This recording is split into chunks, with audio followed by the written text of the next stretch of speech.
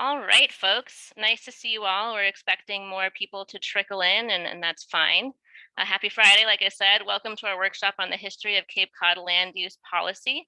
So, this workshop is part of our Lower Cape Housing Institute, which is a program of the Community Development Partnership. I'm Andrea Aldana. I'm Chief Program Officer at the CDP. We're a nonprofit helping people live, work, and thrive on the Lower Cape through both small business and housing initiatives. And I also want to introduce you all to our new Director of Housing Advocacy, Brad, who's wrapping up his first month at the CDP, and you'll be seeing a lot more of him in the coming months. Brad, can you wave to all the fine people? Hi, everybody. And I'm also really thrilled to let you all know that we've expanded the housing advocacy team to include our very first ever community organizer, Mallory, who's also here. Mallory, can you wave? Hey, Mallory's already been hitting the ground running, working on some GOTV and housing advocacy around town meetings. We're very excited to have an organizer on staff now.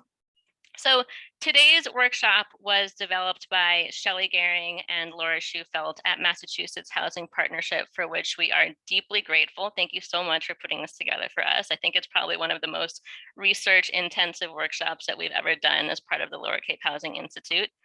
And the reason why we wanted to dive into this topic is because over the next year, the next Lower Cape Housing Institute year, we would like to set our sights on zoning reform, all things zoning reform. And we thought that in order to have a meaningful conversation about zoning and strategies and tools that are available to us around zoning, it's really helpful to have a better understanding of how we got here. A lot of times when you look backward to understand the intentions or perhaps unintentional impacts of decisions that were made, it can help us figure out a path forward if we need to undo those decisions or make different decisions, with the understanding that when it comes to development and the built environment, the way things are based on decisions that humans have made, and we can choose to make different decisions as we move forward. And of course, zoning is a language that we all use to articulate what we think our community should look like and should include. And we say in the housing space that the type of development that you're going to get is whatever is the easiest to do through zoning. So with that in mind, we also wanted to connect the Cape to the broader context of politics and land use history in the United States and the discrimination that has gone along with that. I think that when we talk about the Cape, we like to think of our communities as being really unique, but the fact is that the same forces that play in the rest of the country absolutely have an effect on the Cape and are true here. So Shelley is going to kick us off with a zoomed out look at land use policy, and then Laura will help us focus down on the Cape and the Lower Cape. I also wanted to say that in regards to questions, for Shelley's presentation, please hold your questions until the end. And then for Laura, she'll be taking questions throughout. Any questions before we get started? Oh, and the process to ask questions. It would be really preferred and great if you could raise your hand using the Zoom raise your hand feature. If you physically raise your hand, we probably will not be able to see you, or you can post your question in the chat. So this is a test. Any questions? All right, so let's get started with Shelley, please. Great. Hi, everyone. So I just want to check to make sure the slides are appropriate, full screen, and you're not seeing notes or anything. Looks great. Okay, fantastic. My name is Shelley Gehring. I am a senior program manager at MHP in the community assistance team. Thank you, Andrea, for that opening. So just a little bit, I know that most of you are at least somewhat familiar with MHP. But just for those of you who may not be as familiar, we are a quasi-state agency in Massachusetts focused exclusively on affordable housing and increasing access to housing, both rental and homeownership. We have essentially 4 legs to our stool. One is our community assistance team that Laura directs and I'm a part of. We have a team, a lending team that has lent over $1 billion to support the creation and preservation of over 22,000 units of housing. We have a niche that we really focus on affordable rental housing. We have a homeownership team that their core part of their work is the One Mortgage program that they manage. It's the most affordable mortgage product for households earning up to 100% of the area at median income. It's for first-time home buyers. It's a fixed rate, 30-year mortgage product. And for households earning up to 80% of the area at median income, there's additional subsidy to make the purchase more affordable in the initial years. And then our newest leg is the Center for Housing Data. We have a small team of people that are collecting, analyzing, and sharing relevant housing data to help support thoughtful housing policy on the local, regional, and state level. So more specifically with community assistance, we are really focused on the community level, as well as working with housing authorities and nonprofit organizations. But we're really trying to build capacity in local leadership to be supporting more affordable housing. We do that through trainings. We have our annual Housing Institute coming up in June. And this year we actually have one day that's virtual on June 7th, and June 8th is going to be in person in Devens again.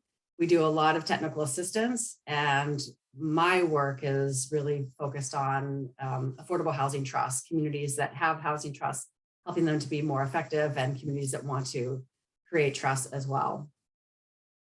So as Andrea said, I'm going to give some more of the kind of big picture around land use. And I like to start with this question around asking if the land and housing markets are free markets. If you're like me and you occasionally kind of punish yourself by reading the comment section to any article about affordable housing development, you inevitably will come across comments where people throw out this idea that the real estate market is a free market. If you just work hard enough, you can access whatever community you want. But the reality is that that's not a true reflection of how our housing and land market has existed over time. And the most obvious point of that is just simply looking at zoning, that zoning in itself is restricting what you can do with your land. But we've always had programs and policies that have benefited some people and not others. And in many cases, it's at the expense of other people. I like to go back to the Homestead Act in the 1860s, because this is a program that my family benefited from when my ancestors arrived in the United States. The Homestead Act was talked about for many years, and there were different constituents that were concerned about it. Factory owners in the East were concerned that they would lose all of their cheap labor. They would head west to try to access land through the Homestead Act. But the program was set up, finally passed during the Civil War, and it was set up where people could access 160 acres of land for a nominal filing fee. Even in 1862, $18 for 160 acres was a great deal. You had to be 21 years old. You had to stay for 5 years and prove up. You had to build a house. You had to work the land, either ranch or farm. And over the course of about 100 years, it was this massive transfer of public land into private hands. Over 1 billion acres were transferred to private hands. And while there had been thoughts and speculation that people who had been enslaved and were freed, that they would be able to access the land, that poor people could access the land, the reality is that research has shown that the majority of the land was accessed by prospectors and a lot of European immigrants to the United States. My family, we have German background, and they've been living in Russia and left Russia in the 1880s, arrived and settled in the Dakotas. You can see in the ad on the left that it was being advertised as Indian territory. So the government was transferring land that had been identified as land for indigenous peoples and transferring it into private hands, taking that land. There are estimates that today, almost a third of the population in the United States are descendants of homesteaders. So my family arrived and received this incredible leg up that helped to establish my family in the United States. It doesn't take away that farming, there's nothing easy about farming, but it was a huge benefit to many families like mine, but not every family. We know that before 1620, that in Southeast New Hampshire and Cape Cod was inhabited by multiple indigenous tribes. And soon after Europeans arrived, it was cut up into communities that were settled by Europeans. And the early Massachusetts government passed legislation to concentrate indigenous people in certain communities, and just a few communities in Massachusetts, Mashpee being one of those communities. So another practice where it benefited some at the expense of many others. During World War II, FDR proposed the Servicemen's Readjustment Act. And apparently after World War I, the government essentially gave GIs, returning GIs, just a bus pass and $50 or something very nominal. And FDR didn't want to be in the position of treating our GIs similarly. So this program was proposed, and initially there was resistance from Southern states because initially it was going to be administered by the federal government. And given Jim Crow policies in the South, the Southern states were concerned that Black GIs would return and think that they were equivalent to white GIs. And the compromise to get this passed through Congress was that the states would be able to administer the benefits, which means that they were administered according to Jim Crow standards in the South, very unequally. However, the North was not all that much better. One researcher has found that out of 67,000 mortgages insured by the Veterans Administration in New York and North New Jersey, that fewer than 100 were administered to people of color. This program has been identified as, in fact, at the 50th anniversary of this program, President Clinton acknowledged it as creating the largest middle class the world had ever seen. But it also, because of the way that it was implemented, it also contributed significantly to the racial wealth gap in the United States. The policy of redlining was actually established by the federal government, that the Homeowners Loan Corporation, which was a federal agency at the time, went around and created these maps of metro areas all across the United States, identifying different communities based on this legend of green being the best communities. And these tended to be, these were white communities that were higher income communities. Blue were still considered still desirable communities. These were also white communities, not quite as affluent. Yellow were identified as declining areas, and red as hazardous. These maps are now digitized. You can look at them and you can dig in, and each section also has a written up report that goes along with the color of the area. And you can click on the specific area and dig in a little bit more about why they identified certain areas the way that they did. And in the greater Boston area, yellow oftentimes showed certain immigrant groups like Italians had moved to the area. Or it might be an area that's mixed use where there's some commercial that's a part of it as well, and that's seen as a negative by the time these maps are being created. Red typically reflected that there were people of color, specifically African-American people in the community. And then they used these maps to determine underwriting policies, where the federal government would underwrite mortgages and where they wouldn't. And you can see that this is a manual that was created by the Federal Housing Agency in 1936, and they actually used language of invaded by such groups, that they're giving written suggestions or outlining where the government would not invest, and actually talked about certain people groups as invading neighborhoods. In the early part of the 20th century and into the mid 20th century, the United States, the federal government, as well as state governments, did significant investment in highway infrastructure. In Massachusetts, we initially created Route 128 as a circumferential highway around Boston.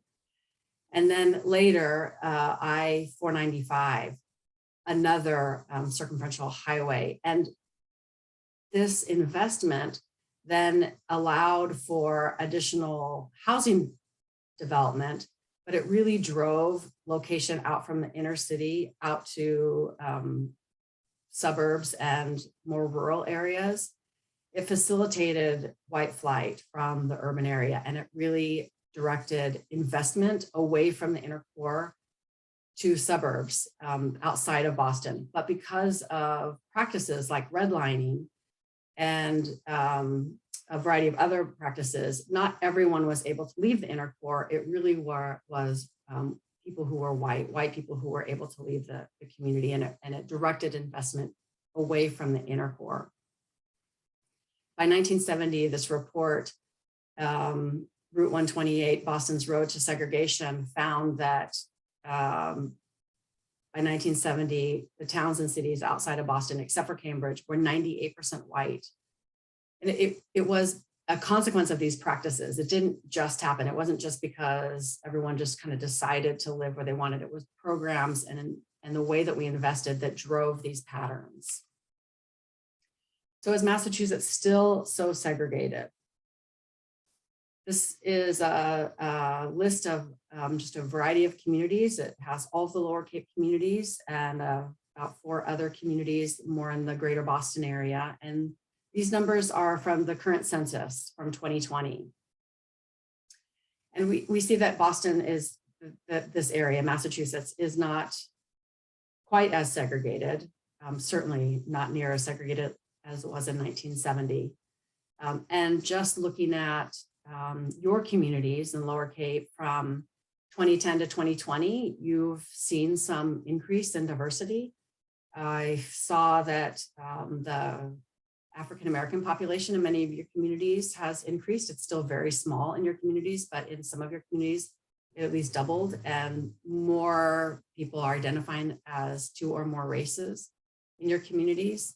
But we still see quite a bit of racial segregation in our in the Cape, throughout the Cape. In the United States, zoning was heavily embraced to segregate people based on race.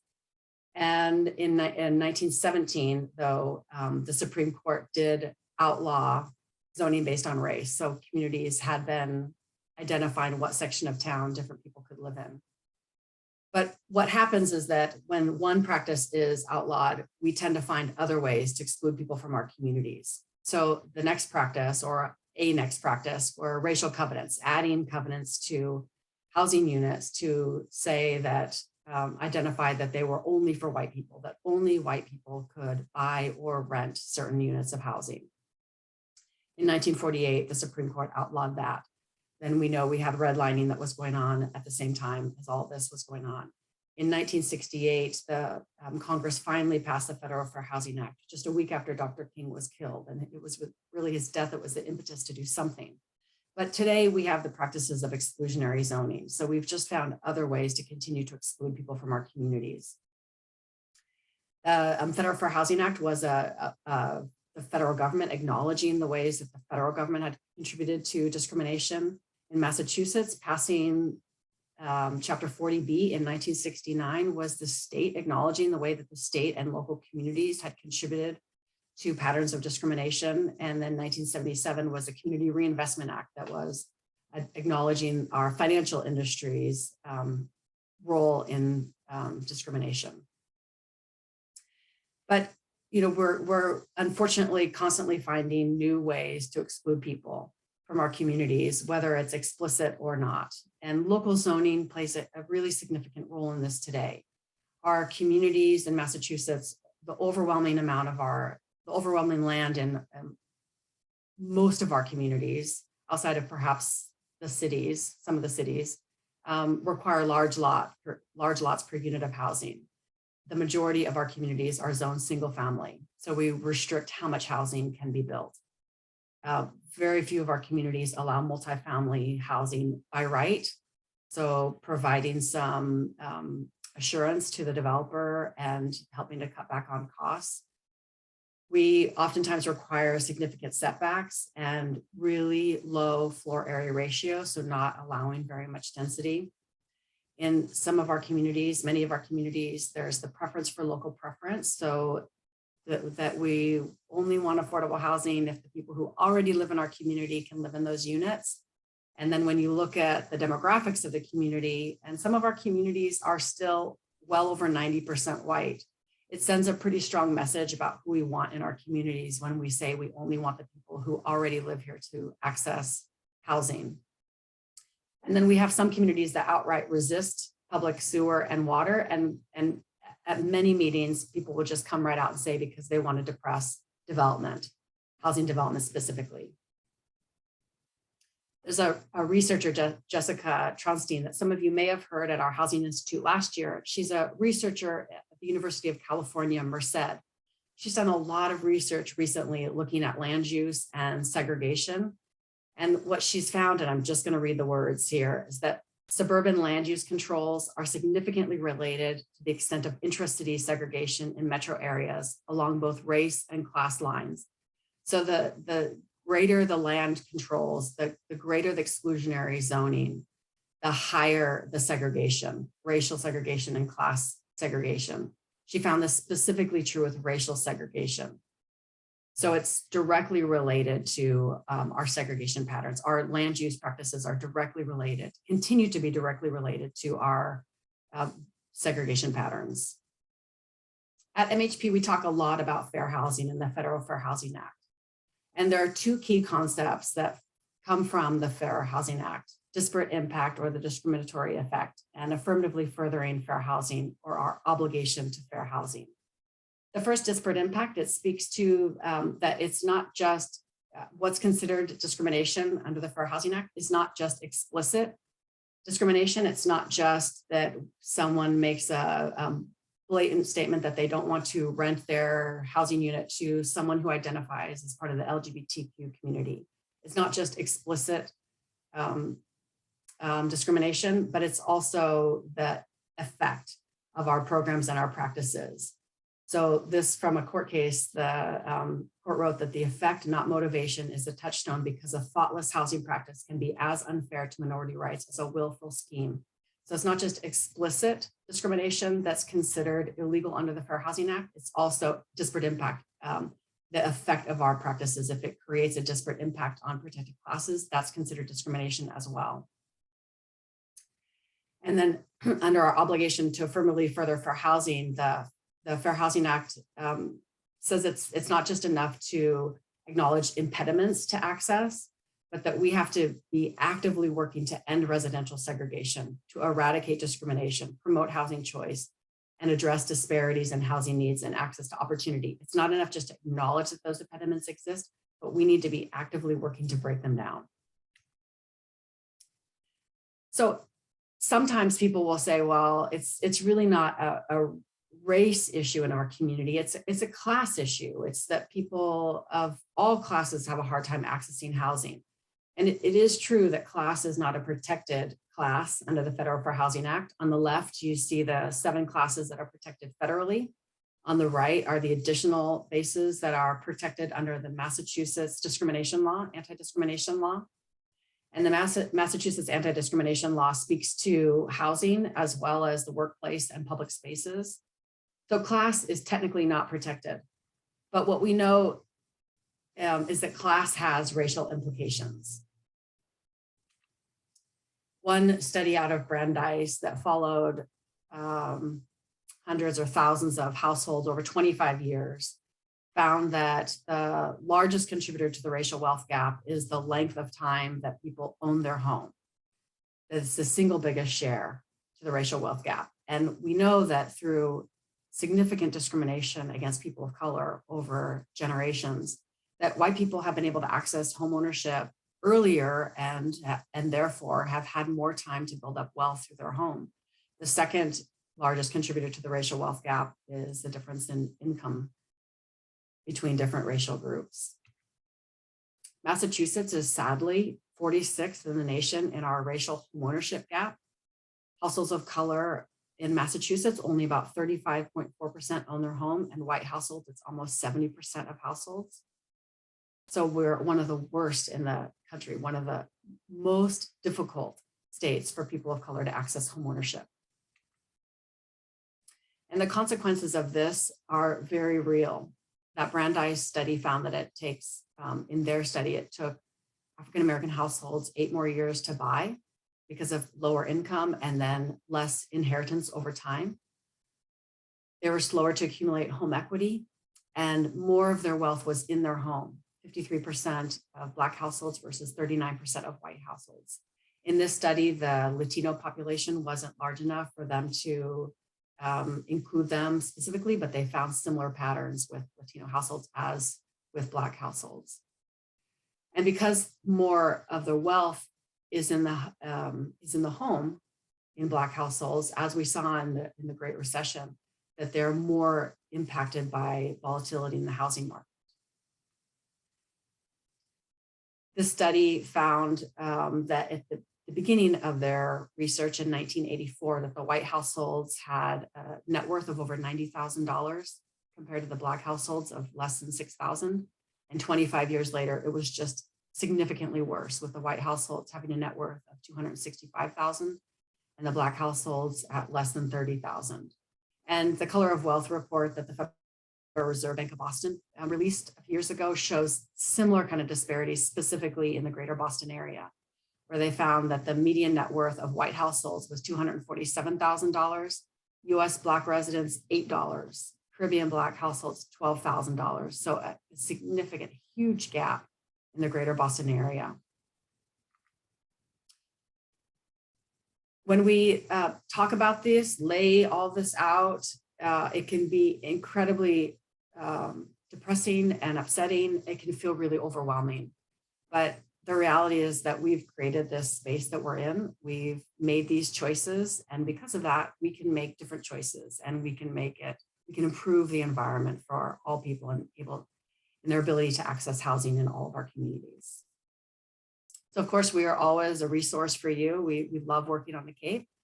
And I'm going to stop sharing my screen. If there are any questions, we can take a moment. Otherwise, we will move on to Lara. Shelley, we do have some questions in the chat. Can you say more about how a local preference set aside in a lottery for a new affordable housing development is exclusionary to people of color? So it may not be with the way that the state requires lotteries to be run, and Lara is way more of an expert on how lotteries are run. So it may not for some communities. I think we just need to think about the messaging when we're talking about local preference and how we talk about that on the community level. So in the back of the house, with the way that lotteries are set up, and that there needs to be people of color reflected in that lottery. At the end of the day, in a particular circumstance, in a particular community, it may not be. There may be a good representation of people of color accessing those units of housing. But I think we need to think seriously in our communities about the messaging of local preference, how we talk about it, and what that sends to the larger community, and the message that sends to people of color. And has there been any discussion at DHCD to alter its local preference policy? Not that I've heard of, and Lara can chime in if she's heard. I think there's always discussion about it. And I think to piggyback on the local preference, it's not always who wins the lottery. And again, the lottery is just for the initial lease up. After that, local preference goes away. But often people of color will be winners in the lottery, but cannot get through the screening process because rental management can put in, high bars that can't be met. So that is being looked at DHCD to put some guardrails around screening. I think that will increase participation and folks actually getting the units, not just winning the lottery. There's another question in the chat. I'm not sure if I understand it. Jillian, maybe you want to chime in, but what she wrote was concerns about displacement and desire for protection strategies, ? Jillian, do you want to say a little more about your question? If I could, yes. I think we are all aware that we have a very white population on the Cape. And I guess that my recent observations of just displacement of so many people who are currently living here, and big concerns for people who are seeking even temporary housing. And just, you know, how, I guess the problem that we're faced with as to how to protect people from being displaced without being preferential to any particular race or protected class or unprotected class. So I guess that, I don't know, I guess it's just a quandary, a question, something to think about. I don't have answers, but maybe someone else does.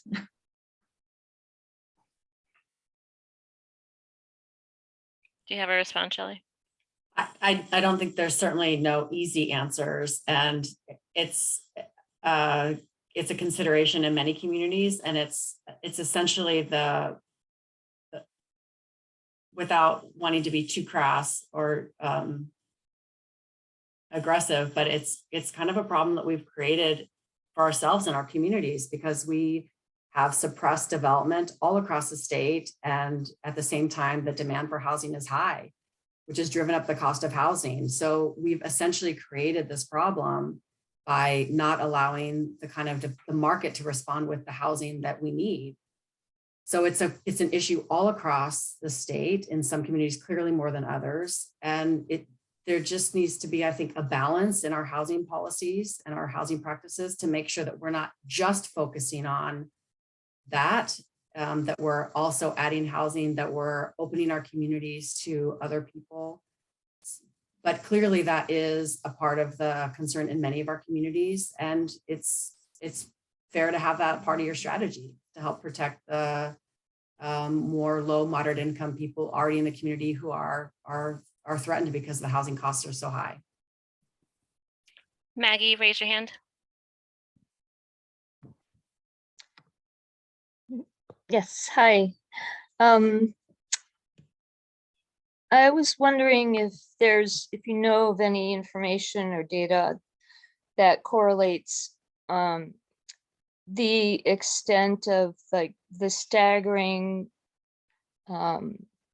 rise in income inequality from the 70s, and then that correlates with the building of large luxury homes on Cape Cod, taking up, the increased, as the zoning increased, if there's a correlation between that and when exactly these large luxury homes were built. So I can't speak directly to that. What I can say is that there's a direct correlation in Massachusetts of when we started suppressing development and when housing costs started increasing. So I can say that we have plenty of data for that, but I don't know in terms of your specific question with the Cape. I'm not sure. I don't know if Laura in her research got into quite that much, or if there's any research specifically looking at that. Yeah, I wondered if maybe that would be in Laura's section or addressed somewhat. But thank you. I'd like to propose that if anyone knows a resource that would be useful to speak to that question, we can provide it in the follow-up materials. Maybe we can talk about that, Laura. Thank you, Maggie.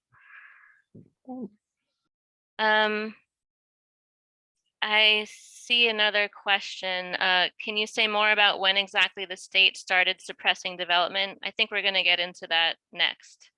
Yeah, and it wasn't the state, because zoning is on a local level. It was local communities started fighting development really in the 70s and started down zoning. So not allowing the same kind of density as in the past. It was really the 70s and the 80s.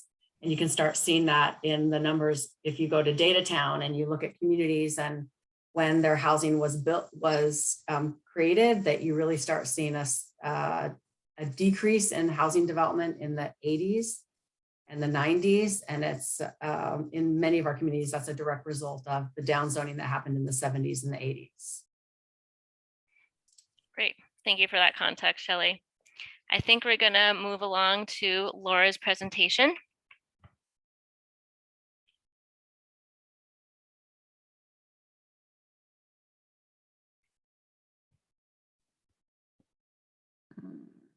Sorry, getting there.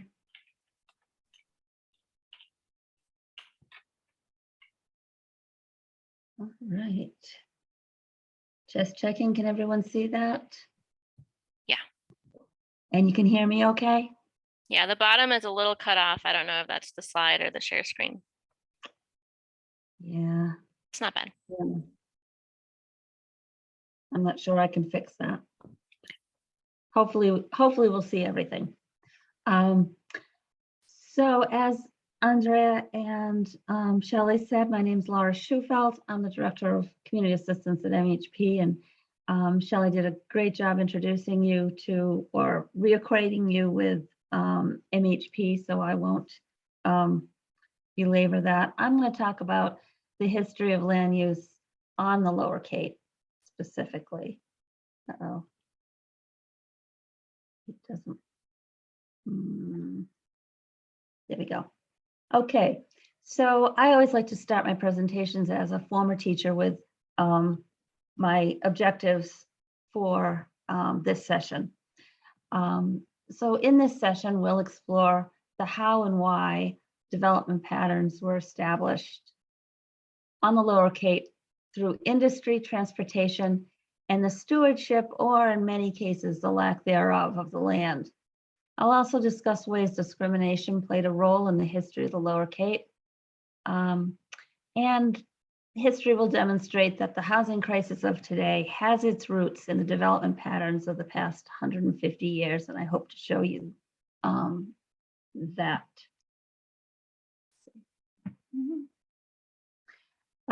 So we're gonna get in the Wayback Machine and go back to pre-European settlements to start. So indigenous peoples on the Lower Cape were divided into three subgroups of the Wampanoag tribe. The Pamits lived in Truro and Provincetown. The Nossets lived from South Truro to North Orleans, but there was kind of a gap in Eastham where very few lived for some reason. I couldn't find a reason why. And the Manamoyets were found in Chatham, Harwich, and South Orleans. Each subgroup was led by a sachem. They're mainly hunters and gatherers, but they also farmed for domestic use and fished and shellfished. They were seasonally nomadic, which meant they moved their villages into the interior of the land in the winter to be protected from wind and some of the storms. And then they moved to the waterfront in warmer weather so they could fish and shellfish closer to home. Historians have estimated that the population of the combined three groups was 1,200 people in 1691. And they base their estimation on recorded interactions with Europeans and architectural evidence.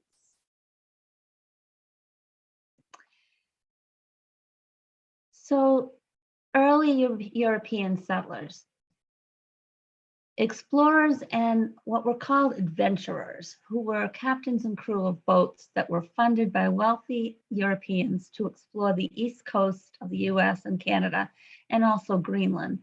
They visited the Lower Cape in the 1620s and really from the 1610s and teens, and they found a large population of indigenous peoples. The Mayflower, as many of you are aware, made such a stop to make some repairs, find food and water, and maybe settle there. Members of the crew ventured into the interior of the land, which was heavily forested at the time. They returned to the ship with stories of encounters with some indigenous men and boys. And after going back and talking to the rest of the crew, they decided that they'd move on to Plymouth because they knew that the population of indigenous people was not as dense, and they encountered such extreme weather on the coast, on the Cape, and they thought Plymouth would be more protected. Adventurers fished for cod off the coast of Lower Cape. One such infamous adventurer was Thomas Hunt, who kidnapped and enslaved indigenous men and boys throughout the 16 teens and 20s. On one such trip in 1615, he kidnapped Squanto, who was of the Pamet tribe. Squanto was brought with 6 other boys to England and presented to the investor that funded Hunt's trips. There, Squanto learned to speak, read, and write English. He escaped and made it back to the Lower Cape around 1619, but found that most of his tribe had died from disease. He then joined the Nauset tribe and eventually met Miles Standish and helped broker agreements between the Wampanoags and the Plymouth colony. After the king declared the Mass Bay and Plymouth colonies for England, the king accepted requests for and granted charters for the land that is now Eastham. Oh, sorry. The land that is now Eastham was given to Thomas Hunt for bringing, in recognition of bringing back indigenous people, enslaved indigenous people, and their treasures. When granted a charter, the recipient was required to buy the land from the indigenous tribe. However, the Wampanoags' concept of land ownership and the use of the land differed from the English. Wampanoags thought ownership or the selling of the land was giving the buyer use of the land for fishing, hunting, and farming. The English's concept was fee simple ownership with exclusive rights over the land. This resulted in the Wampanoags, first of all, selling the land to multiple people and also causing tensions, which caused tensions between the purchasers and the sellers. So the purchasers and the tribes caused many hostilities and tensions throughout the 1620s. The 1640s saw tensions in Plymouth, now not just between the indigenous tribes and the colonists, but between purchasers, who were new residents, and old comers, who were the first inhabitants of Plymouth. The tensions arose over depleted farmland, getting smaller tracts of land because there was more people, and interestingly, religious differences. I think many of us were taught that the Pilgrims came over to escape religious tensions, and however, when they got to Plymouth, they were resistant to any other religious groups, and it caused a lot of tensions. Because of those tensions, the governor of Plymouth bought South Orleans and Chatham from the Menomoyets and granted charters to the old comers. Basically, you don't like it, we got this other land that we'll give you. The price that the governor paid for the land was giving the Menomoyets a reservation area near what's now Aries Pond in South Orleans, giving them a small tract. It's recorded as less than an acre of land for domestic farming, and they were allowed to shellfish and receive a share of whale oil from any whales that beached. And then they moved not just the Monomoyets, but the Nausets and the few remaining Pamet tribes people onto that reservation. And in 1712, the colonists decided that they wanted that land, and they took it from the remaining tribe, and the tribe was moved to any remaining folks who did not stay on the Lower Cape were moved to Mashpee. Most were forced to move to Mashpee at the reservation there. The colonists' main industry was farming, and because of that, they clear cut the land. This caused soil erosion to the extent that it had to be addressed by the 1720s. Their use of the land was changing the geography and the landscape of the Lower Cape. The population of Wampanoags was depleted between 1619 and 1621 from the 1200 that we talked about earlier to 500, mostly due to disease and some from enslavement. By 1674, only 187 tribespeople remained, and the census of 1765 recorded only 16 on the Lower Cape. And when I talk about the Lower Cape, because we all have different ideas and what the Lower Cape means. In historical records, the Lower Cape is from the elbow up. So it doesn't include Brewster and Harwich. It's Chatham and the 6 towns from the elbow up. And it's often referred to as the elbow up in historical records. Next, we move into the colonial period, and farming was a main industry, continued to be a main industry. The English brought wheat and they grew corn that they bought seeds from the indigenous folks. But both corn and wheat needed mills to grind to flour, and there were no or few water sources that would support mills, so windmills were built. However, much of the farmland was depleted within 20 years due to blight, caterpillars, and sand infiltration from the shore that blew across because there was no buffer to stop it. So colonists had to switch to something else, and they chose animal husbandry. They also increased their maritime industries and seasonal farming. They reduced their farming to just seasonal farming of specialty crops like strawberries. That was a big one. Maritime industries included fishing, shell fishing, and whaling. Although whaling in those days consisted of driving bait fish into the shore and letting the whales chase the fish to the beach until the whales were beached.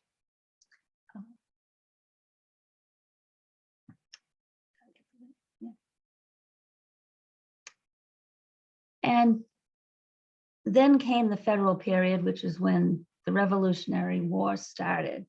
Maritime activities were seriously curtailed during the Revolutionary War, so colonists went back to farming. Whaling stopped and didn't return until the 1840s. And oysters disappeared from Wellfleet in the 1850s due to algae, disease, and by the removal of empty shells from the oyster beds. The empty shells serve as fertilizer for seeds. But not to worry, the shell fishermen reseeded and added empty shells to the beds, and oysters recovered, as we know, after a few years. After the Revolutionary War, maritime industries factored into settlement patterns. Due to tariffs on imported salt, salt making became a major industry across the Cape.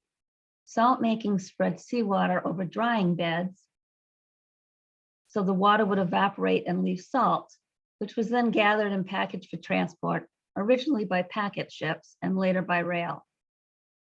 But both farming and salt making put a strain on the environment and the soil. The salt obviously didn't all get gathered, and the salt in the underlying ground then depleted depleted the soil so that nothing else could be farmed there afterwards, although it was mostly along the shore. The early industrial period from the 1830s to the 70s showed rapid growth followed by rapid decline.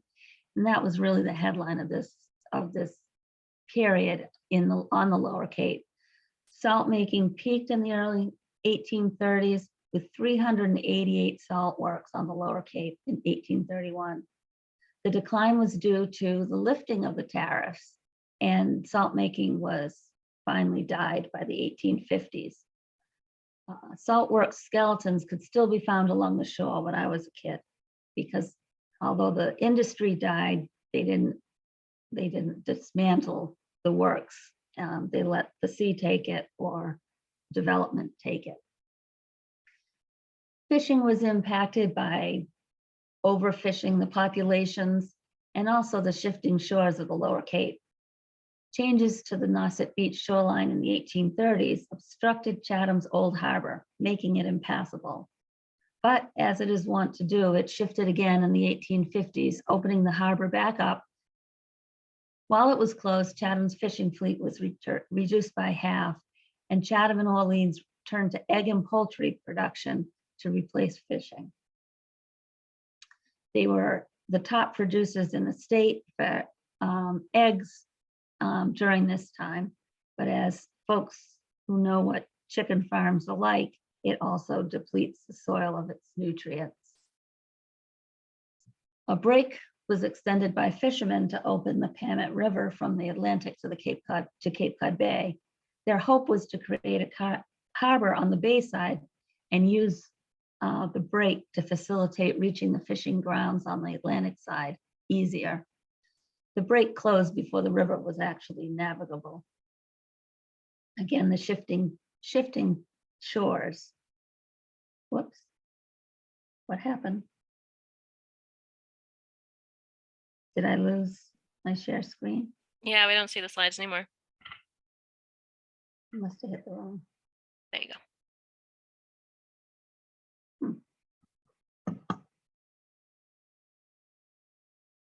Okay, I don't know what happened.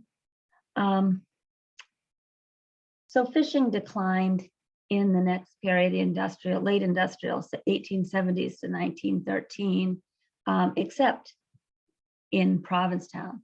Provincetown sustained their fishing port, catching over 16 million pounds of cod in 1885.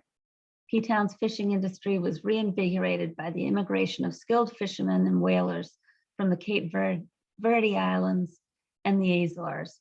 They were recruited to Provincetown by the Sephardic Jews of Newport, Rhode Island, who went to Portugal and the Azores and enticed them by saying how much room there was for them to come, and that Provincetown was the perfect place to set up. Collectively, with immigrants from Portugal, from the Portugal mainland, these immigrants were referred to then and now as Portuguese. The railroad came to the Cape and eventually to Provincetown in 1873, changing the landscape by cutting railroad beds for tracks through dunes, marshes, and opening the Cape to tourism. The rural character of the Lower Cape and the seashore attracted visitors and summer residents. Maritime industries were then concentrated in harbors and pockets of the shoreline, with summer residents having homes built in exclusive waterfront neighborhoods. Second home construction was becoming a thriving industry. Again, that's by the turn of the century in 1900.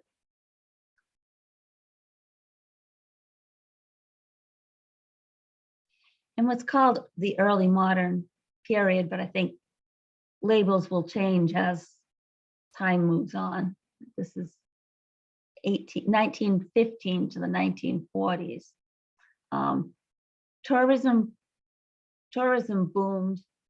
Year-round population steadily increased. Seasonal residents and visitors altered the land use by creating golf courses, public and private beaches, tennis clubs, and summer camps were developed. By 1925, a third of the homes on the Lower Cape were not primary residences, and zoning was introduced in some towns. Zoning was introduced and established in many of the towns, not many of the towns, a few of the towns, to control the summer camps. Summer camps were created, small seasonal camps with cabins, oftentimes, sometimes gingerbread houses that can be found on the vineyard. And they were inhabited by either religious groups, like-minded groups, or social groups. And many of the summer residences of the more wealthy areas of towns thought they were undesirable. And that brought zoning in to control those camps, who could go there and how many could come and what the season was.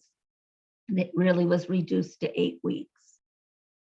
And it also was used to control industrial uses.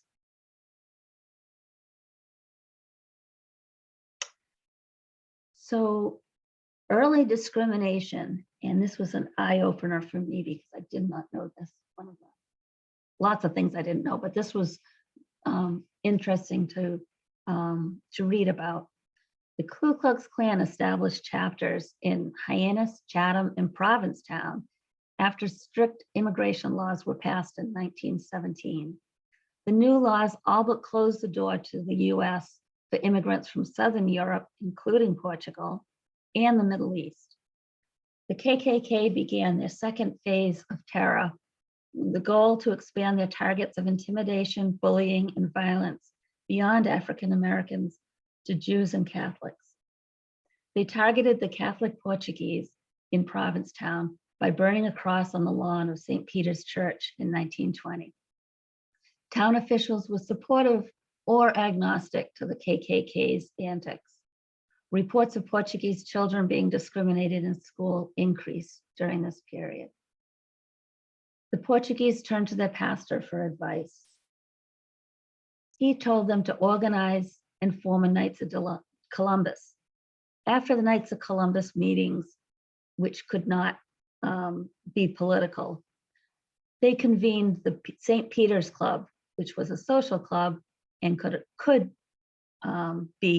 have political discussions. And they would meet and organize. They encouraged folks to register to vote and plan. The discrimination against the Portuguese did not discriminate, did not change whether they were immigrants from Portugal, from the Azores, or from Cape Verde, or when they came here, whether they were born here. They discriminated against anyone who identified as Portuguese. But after being encouraged to organize in 1925, the entire slate of Portuguese candidates for town offices won. And that changed what was happening in the schools, and I assume drove out the KKK. I couldn't find a reference to when the KKK chapters left the Cape, but their influence persisted through the 40s.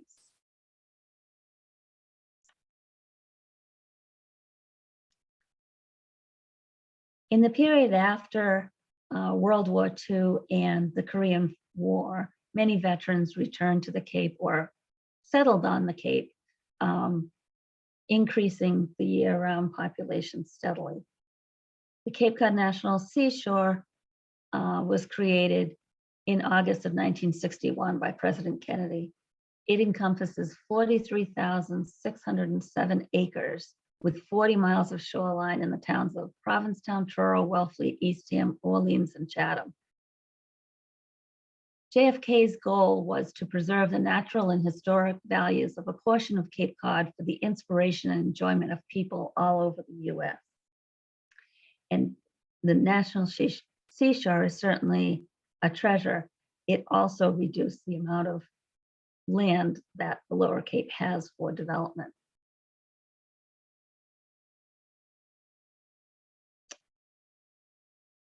Zoning on the Cape, on the Lower Cape. And I'm generalizing here because this, I know that the CDP is going to be continuing these discussions later in next year's Housing Institute. So I just wanted to lay the foundation, and I'm picking on Wellfleet because it was an easy map to copy. Was one reason. It illustrates the points that I want to make also. So although zoning was authorized in 1920 in Massachusetts, the purposes were to promote the health, safety, convenience, morals, or welfare of the inhabitants of the town. And some towns established zoning within that soon after zoning was authorized in Massachusetts. And others like Wellfleet did not establish zoning until 1955.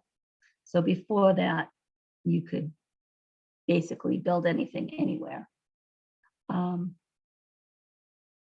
The Zoning Act was replaced in 1975 with what is now called Chapter 40A. The Lower Cape region is predominantly zoned for residential and almost exclusively single-family homes. This map of Wellfleet zoning map illustrates this point. The white sections and blue sections allow single-family zoning only.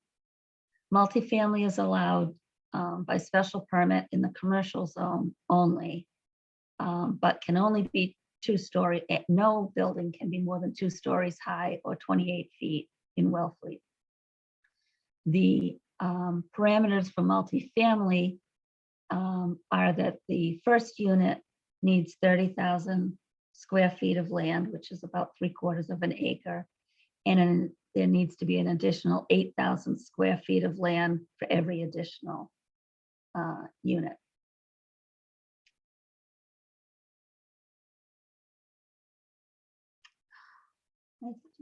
Sorry.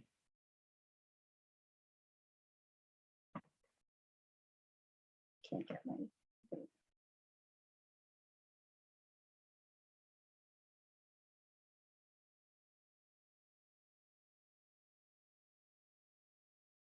Okay. Some Lower Cape towns establish zoning to regulate the locations and numbers of summer camps. Did I go backwards? Sorry. Beginning in the 1960s and continuing today, zoning has been used to separate uses, not just incompatible uses like industrial and residential, but residential from any commercial as well.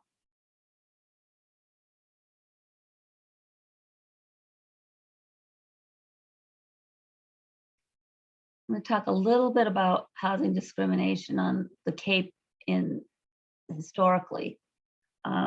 Although there's no history of redlining maps for Cape Cod,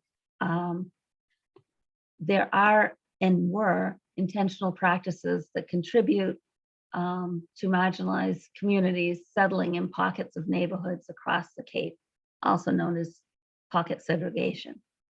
One of what I think is one of the most insidious practices is that of steering, which is illegal, but certainly has happened in the past and may continue in some areas today.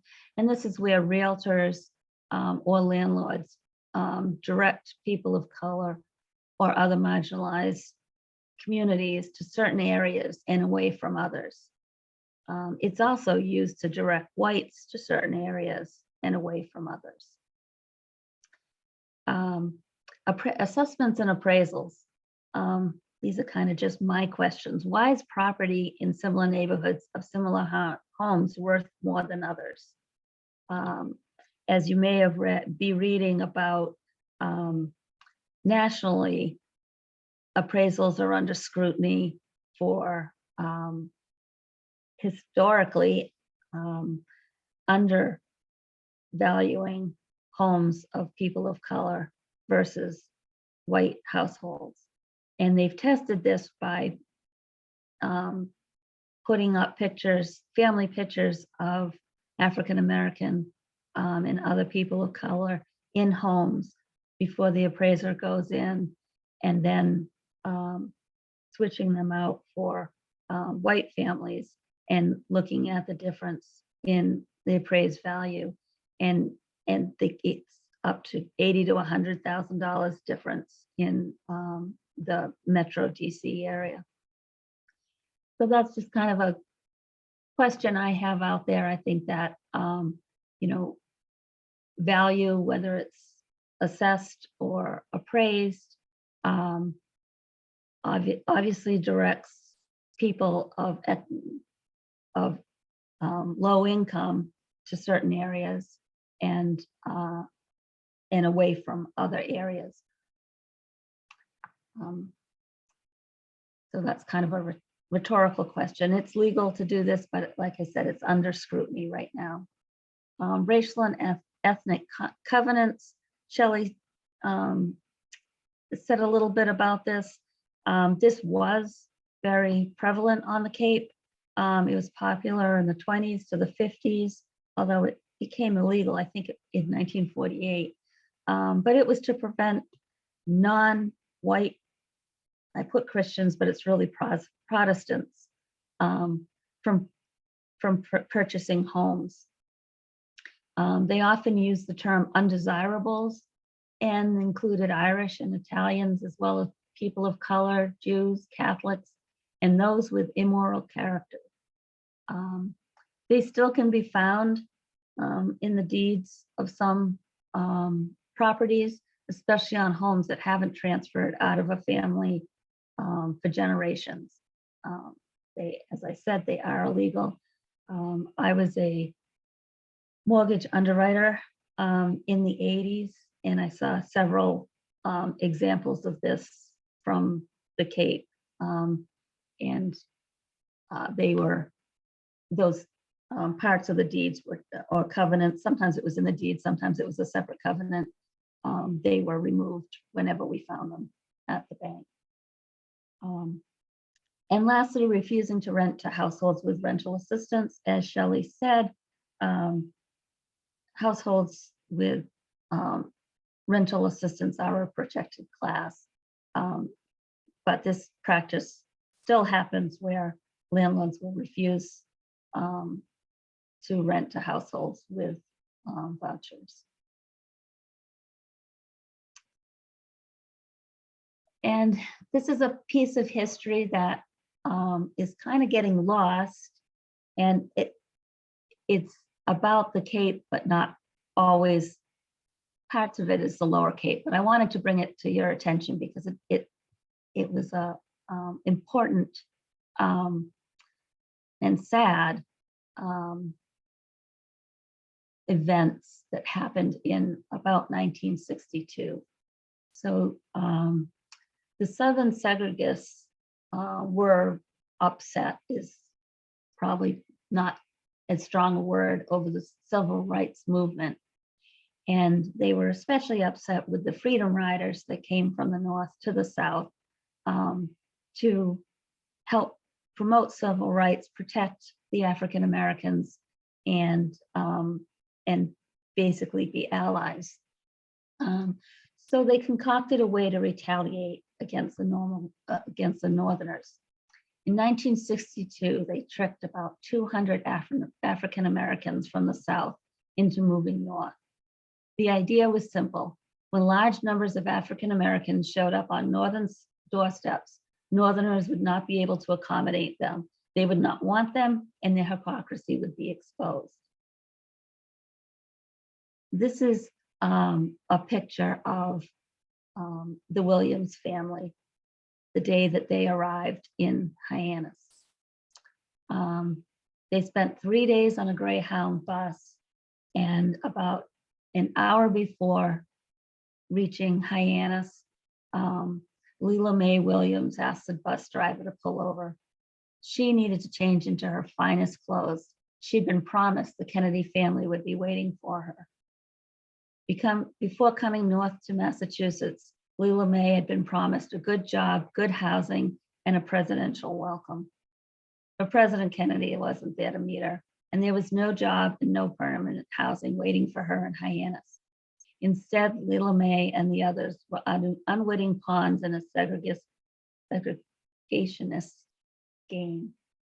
What they encountered, they stopped at the Kennedy summer home, the Kennedy compound, and they found reporters from the South who had been let in on the secret, but no one there to take care of their needs. The local NAACP and the Community Action Committee stepped up, found them some temporary housing. But eventually the 200 folks were put on, given housing on Otis, where they were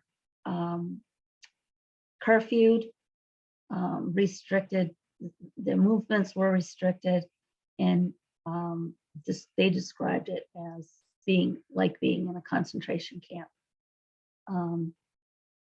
Eventually, homes were found spread out throughout New England, and many settled in Hyannis. I grew up with the Williams family and wanted to share this. I'm sure some landed on the Lower Cape. It is a really sad commentary for this period of time.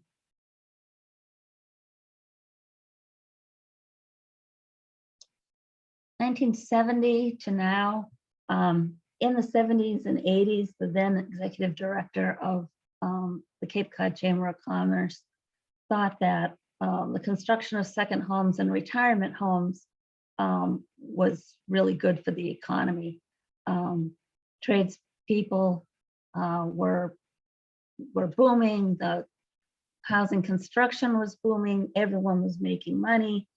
What he didn't count on was, think about or understand, was that once these homes were built, who was going to, where were the jobs going to be for the folks coming here if they were coming year round, and who was going to service the folks that are second home buyers and folks that bought retirement homes. But housing construction boomed. But the reaction to that was stricter zoning, including larger lot sizes, height restrictions, and other dimensional restrictions. Here's some articles, newspaper articles from the 60s, 70s, and 80s. The first one on the left is from October of 1963. Every home in Provincetown has the right to be protected by zoning. If you can see the map at the bottom and the arrows, it says strictly residential. The arrows are on either end of Commercial Street, where zoning was restricted to residential. And then in the middle, where McMillan Wharf is, 3 4-story hotels had been proposed. And there was quite an organized opposition to that. And they needed a special permit to do it. They were approved eventually, but one of my favorite letters to the editor from this time was a little poem, "Mary, Mary, quite contrary, how does your waterfront grow with parking lots and septic tanks and motels all in a row?" I thought that said it.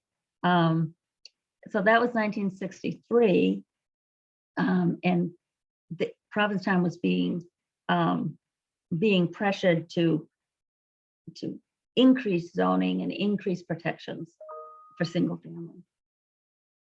And then in the top right, the New York Times in the 70s, 73, had Cape Cod worried by growth run amok.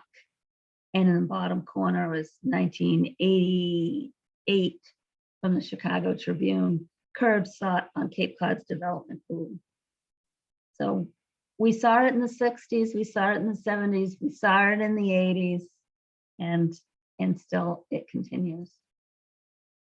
So how did the Cape respond to growth, to try and control growth? First, the Cape Cod Commission was formed in 1990, and it was established as a regional planning and regulatory agency to implement a regional land use policy plan for all of Cape Cod. And unlike most of the regional planning agencies, the Cape Cod Commission has a regulatory arm that controlled growth or can control growth. And then in 1998, the Cape Cod Land Bank was passed by all 15 towns, approving a 3% surcharge on property taxes to fund acquisition of open space. And according to the Cape Cod Compact, the Cape Cod Land Bank program was a bold experiment to buy land and save it from the rampant development that threatens the Cape. And it was very successful. Provincetown bought 20 acres, Truro bought 31, Wellfleet 60 acres, Eastham 40, and Orleans purchased 99 acres that will be permanently preserved. And the Cape Cod Land Bank sunsetted when the Community Preservation Act was passed, and which allows for land acquisition, historic preservation, and for community housing.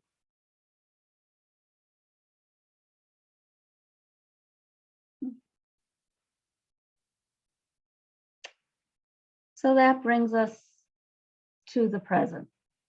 Tourism is still the main industry on Cape Cod, as it has been really since after World War II, especially on the Lower Cape. Second homes have increased, especially during the Great Recession and COVID pandemic. Available, attainable homes are almost non-existent for year-round residents, whether they're ownership or rental. And zoning bylaws that restrict residential growth to single-family homes has created a lack of diverse housing. And with that, I forgot to put my contact screen slide on. So I will stop sharing and would take any questions if there's any. Thank you, Laura. That was a lot of information. I imagine we all learned a lot. I feel like this is the context that I really needed when I first got into housing 5 years ago, and finally hear it. Thank you so much. We do have some comments in the chat. Some helpful comments from Jillian, and then a question: regarding the Reverse Freedom Riders, did all 200 of the individuals come to Hyannis? At least at first, were they all in Otis, or did they go to different places initially? Initially, they all came to Hyannis, it's my understanding, and they all were at Otis, and then they were dispersed. Some went to Newport, Rhode Island. They went various places. It's not easy to find a lot of information on where they went. And then we've been talking about zoning, obviously, but can you also make the connection between opposition to density resulting in exclusion? So density, so the large lot zoning that has been prevalent from starting in the 70s, pretty much. Zoning went from 10,000 square foot lots in some places up to 30,000 or 40. So an acre zoning is what we mostly see, and that's really has been described as a way to maintain rural character. However, as the Cape was, as not only the Cape, but New England developed, it was developed in tight, dense village centers where folks could live, work, and play and get essential services, and then rural areas and farming outside. What in the 70s, folks thought that if all the areas, the commercial was moved out of downtowns or in downtowns without any housing, and if all all zoning was 1 acre, that it would be more desirable and property values would go up. I'm not sure that answered your question. I think it's something that we're going to be digging into over the course of the year, but I just wanted to bring it up. Any other questions coming up for folks?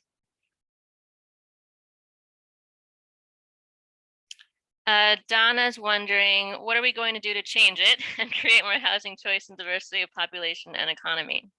It's a great question, Donna. I mean, I think that we've seen in town meeting this year that there are some piecemeal strategies starting to roll out. And, you know, obviously we hope that we'll see a lot more of that over the next couple of years. And that's definitely something we want to focus on at next year's Housing Institute. But do you have anything to add there, Laura? No, I think that there are solutions and that we have to be open to those solutions, and to think beyond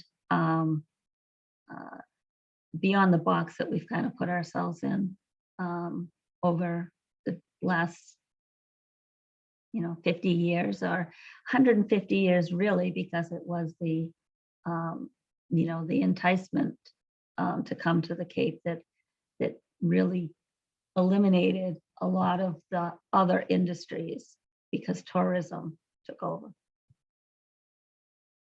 I see a hand from Maggie, but before I call on you, Maggie, I just wanted to suggest for everyone that a lot of times, I know for me, when I get this amount of information, it takes a while to process, and we really, really want to hear what questions are coming up for you as you start to process this information, even if it's not right now.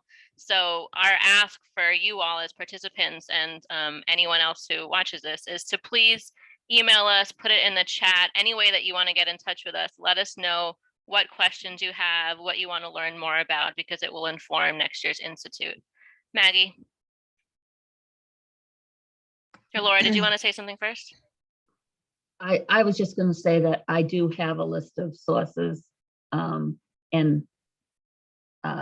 which I'd be happy to share. There was, there's a lot, and I would have liked to have acknowledged them as I went, but it was a lot to do. But if folks are looking for more information, and obviously this was taped, it was a lot of information, and I hope it wasn't information overload.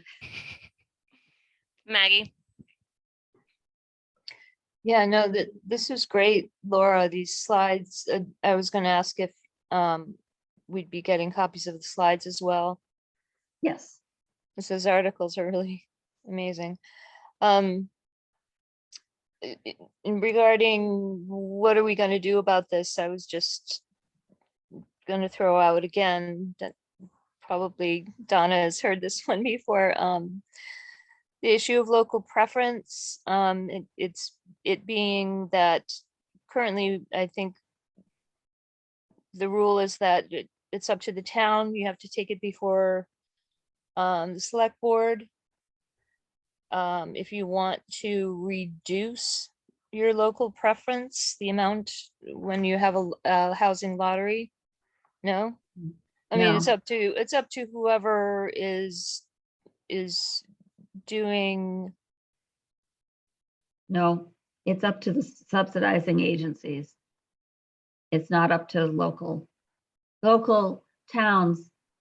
The town can ask, Right.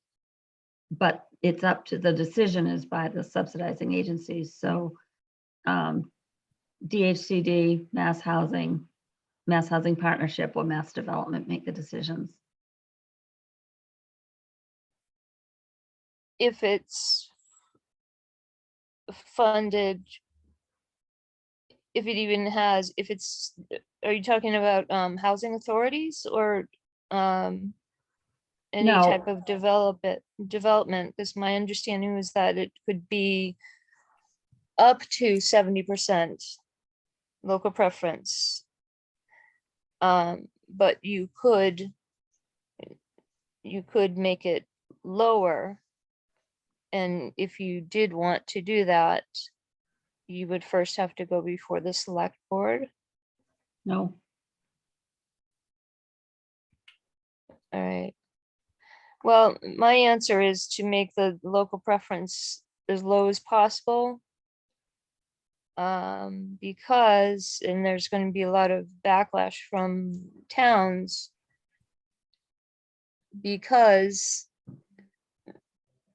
but when you think about it, the majority of the people that grew up in this town who still consider themselves Cape Codders may have had to move to the next town over, and they would not be benefits,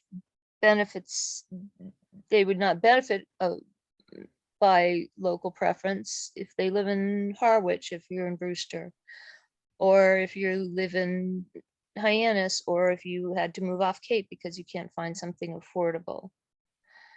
So, and to increase diversity, you know, obviously the lower and outer Cape has, if we continue to have a high percentage of local preference, then we are going to continue to maintain our status as mostly white as it is. So if we open it up to a larger, say, county-wide area, I mean, by decreasing local preference, then we will have a larger pool of people of color, potentially.